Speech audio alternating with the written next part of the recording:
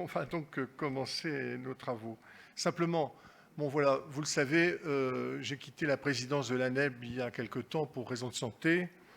Et je voulais simplement vous dire que l'ANEB, en fait, est la continuité quelque part de ce que fut la FEPTB, l'Association française des EPTB.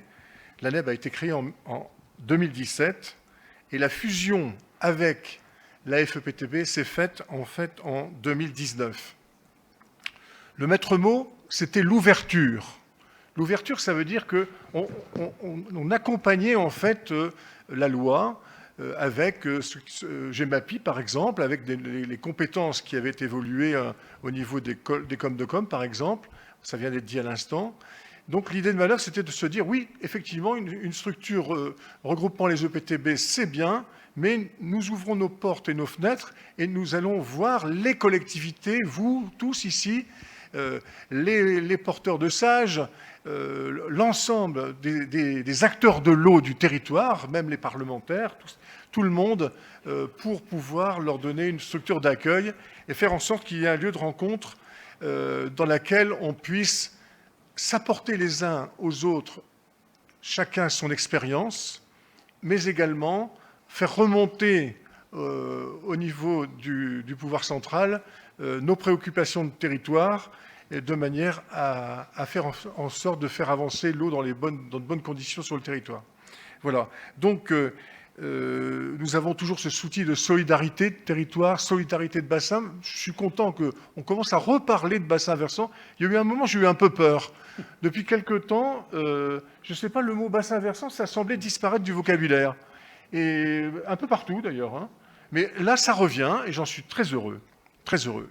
Je m'arrêterai là, je vais vous présenter pour ceux qui ne le connaissent pas, mais parce que je parle aussi aux gens de la Somme, mais pour nos amis que je salue d'accueillir, et je les accueille aussi sur Amiens, nos amis de l'ANEB, bien sûr, Bruno Forel, qui nous vient de l'Arve. Alors je lui laisse dire ce que c'est que l'Arve d'ailleurs, et de dire où ça se situe. Et il a une expérience très riche sur ce sujet-là, vous allez voir. Merci. Bruno Forel, coprésident de l'ANEB, et qui effectivement a un peu traversé la France depuis la vallée de l'Arve pour arriver jusqu'ici.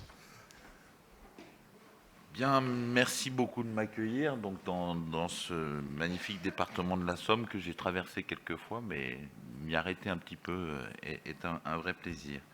Je voudrais évidemment excuser notre président qui ne peut être parmi nous, bien que évidemment il l'avait prévu.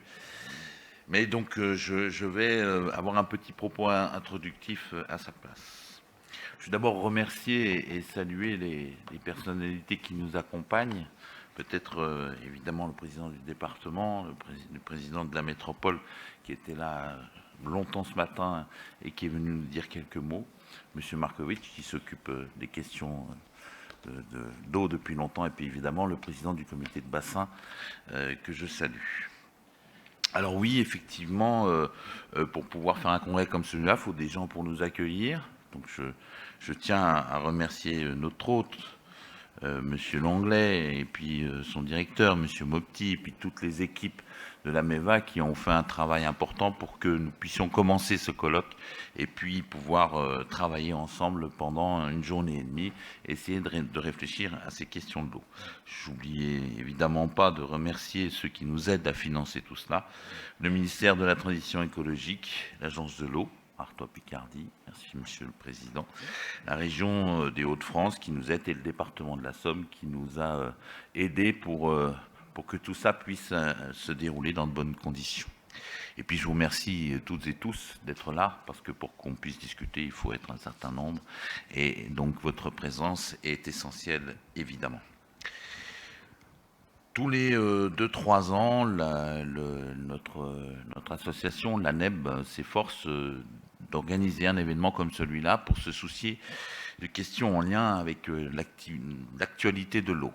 Et elle est d'autant plus importante qu'au sortir de quelques séquences législatives, on l'a dit, loi climat et résilience, la 3DS qui est en route, nous ne trouvons pas nécessairement tout notre compte dans cette affaire.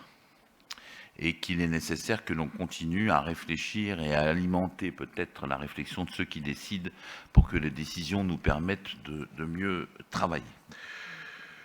Alors, les problèmes que j'ai entendus et que je découvre un petit peu en écoutant les uns et les autres dans ce moment de rappel d'événements d'inondation particuliers ici, sont effectivement un petit peu différents de ce que je connais, puisque mon EPTB se trouve en Haute-Savoie, et donc la tête de bassin, c'est le Mont Blanc, et puis la rivière qui en découle traverse la Suisse avant de se jeter dans le Rhône. Donc, et donc la responsabilité de l'établissement que je préside, que j'anime, est de faire en sorte que tout cela se passe bien du sommet de la montagne jusqu'au moment où ça arrive chez nos amis suisses, pour que cette plus grosse ville, nous avons une ville importante juste calée contre la frontière, mais la plus grosse ville du bassin versant n'est pas française, elle est suisse, et nos amis genevois sont assez reconnaissants qu'on travaille à faire en sorte que l'eau n'arrive pas trop fortement et en trop grande quantité chez eux, afin qu'ils puissent continuer de faire ce qu'ils savent faire. Et je ne vous fais pas un dessin, ils savent faire des choses. Mais heureusement, leur puissance financière nous aide un peu. Il y a de la coopération internationale, donc les choses sont parfois un petit peu différentes selon les territoires. Chez nous, la GIMAPI a été un moment important puisqu'elle nous a permis de faire face à des situations qui sont, je le répète, très différentes, mais qui peuvent être très meurtrières. Plus de 70 morts à la catastrophe du Grand Bornand en 89. Donc, lorsque les torrents de montagne se mettent en colère, et on sait, l'actualité plus récente dont d'autres régions l'ont démontré, ils peuvent s'avérer extrêmement violents. Donc nous avons pu aborder ces sujets grâce à un travail fait autour de la GIMAPI, autour de cette nouvelle ressource qui nous a été donnée. Et pour nous, les choses furent plus simples, peut-être, que dans des territoires comme les vôtres, parce que dans un périmètre plus restreint, avec seulement la moitié d'un département représentant le bassin versant, ce qui peut faciliter les choses. En découvrant l'organisation qui est la vôtre et le travail que la MEVA fait aujourd'hui avec les différentes collectivités qui s'investissent, la différence de statut qu'il y a entre le fleuve principal et les affluents, toutes les choses qui sont le particularisme local, je me rends compte que si on doit trouver un cadre pour agir mieux, pour agir plus fortement et pour renforcer cette cohésion nécessaire, il faut que ce cadre soit suffisamment souple et suffisamment agile, comme on dit maintenant, je déteste ce mot, mais tant pis, pour que chacun puisse trouver des réponses qui sont propres à répondre aux problèmes de son territoire. Alors, cette rencontre que nous avons à faire aujourd'hui, que nous allons mener, a comme ambition d'essayer de répondre aux enjeux qui sont devant. Ça a été beaucoup dit, je partage l'idée qu'il s'agit d'un dérèglement climatique et non pas d'un réchauffement comme on a tendance parfois à le dire, et que face à un dérèglement, ce qui est compliqué, c'est qu'on ne sait pas réellement comment l'équilibre nouveau va se recréer. Et donc nous sommes face, c'est certain, à une inconnue. Et nous devons nous organiser.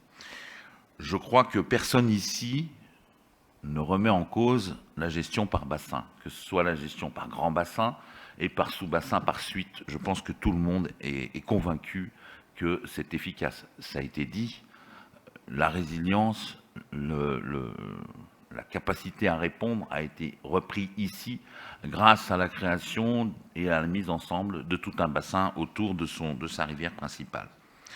Donc je ne crois pas qu'il faille que nous préconisions un changement, une révolution de système. En revanche, par l'expérience, nous pouvons voir qu'ici ou là, un certain nombre de mécanismes, de détails, d'alourdissement parfois sans doute aussi, nous conduisent à avoir de la difficulté à agir. Ça a été dit par le président du département et je vois que là, par contre, que ce soit auprès du Mont Blanc ou ici, la difficulté à agir reste toujours constante. Et c'est un véritable problème. Je crois aussi qu'il faut, et ça a été aussi dit par M. Markovitch, je crois aussi qu'il faut que nous réfléchissions à la manière dont nous regardons la question de l'eau. On dit bien commun, on le dit facilement, on le dit rapidement. Est-ce que l'on met derrière ce mot tout ce qu'il faut mettre? Est-ce qu'aujourd'hui, nous regardons notre situation face aux évolutions qui sont devant nous en ayant remis en question notre rapport à la nature? Bien sûr, il faut répondre aux inondations par des solutions basées sur la nature. Ne faut-il pas aussi, parfois, peut-être faire de l'urbanisme basé sur la nature, un peu plus fortement? Je crois qu'au-delà des correctifs législatifs, des règlements qui doivent évoluer, des manières de fonctionner qui doivent être repensées parfois ou corrigées, nous devons aussi réfléchir à notre rapport à la nature dorénavant, tant en matière d'urbanisme qu'en matière de toute chose. Il n'y a pas que des espaces urbanisés et des espaces agricoles. Il y a des espaces agricoles, des espaces urbanisés et des espaces naturels.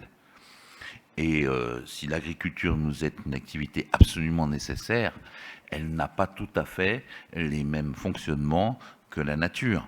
Nous devons, et c'est bien normal, nous devons réfléchir à toute cette approche, notre rapport de civilisation qui se construit face à la nature. Voilà, je crois que nous allons passer un certain temps ensemble à aborder ces sujets, ces différents sujets, apporter nos expériences, peut-être tenter d'avoir un peu d'audace de point de vue qui se renouvelle pour que nous puissions apporter à ceux qui prennent les décisions des solutions pour nous aider à cette coopération qui se vérifie ici et qui se développe partout en France entre tous les échelles des élus territoriaux pour faire en sorte que nous sachions répondre à l'enjeu d'avenir que constituent l'eau et la nature qui l'accompagnent. J'espère qu'ensemble, nous aurons fait avancer dans un jour et demi un peu cette réflexion et nous la poursuivrons, là j'en suis sûr. Merci à tous d'être là. Merci, restez avec moi Bruno Forel.